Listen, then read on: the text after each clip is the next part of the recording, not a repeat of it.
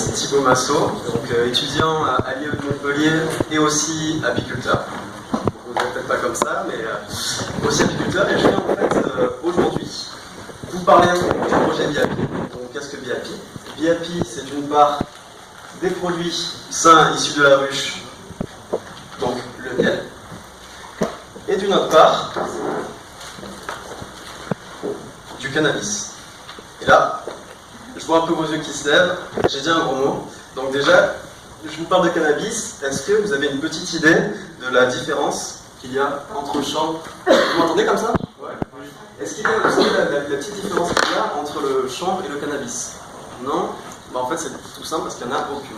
Cannabis, c'est tout simplement le nom latin qui a été utilisé, en fait, mais qui est encore utilisé aujourd'hui sous un terme un peu péjoratif. Donc quand on entend cannabis, on pense à une drogue.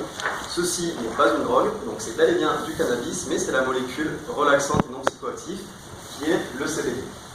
Donc je suis venu donc, avec mon groupe et aussi avec un camarade qui est là aujourd'hui, donc Yacine, qui a un témoignage en fait donc, à vous faire.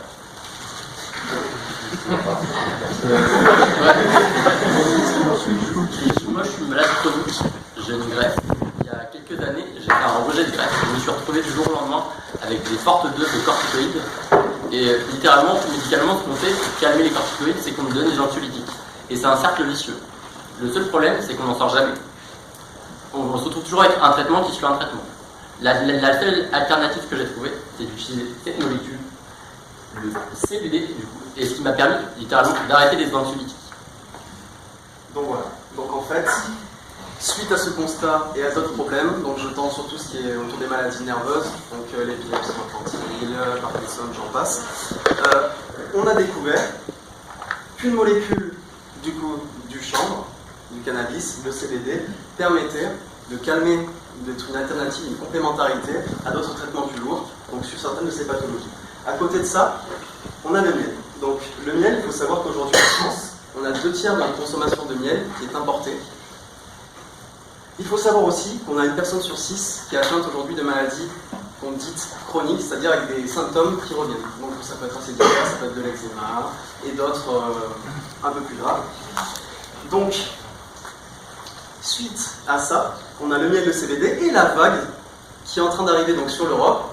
Donc j'entends notamment, il y a une semaine, la France a décidé d'autoriser les tests donc, du CBD sur 3000 patients. On est un peu les derniers aujourd'hui en France à tourner la page, beaucoup d'autres pays l'ont fait.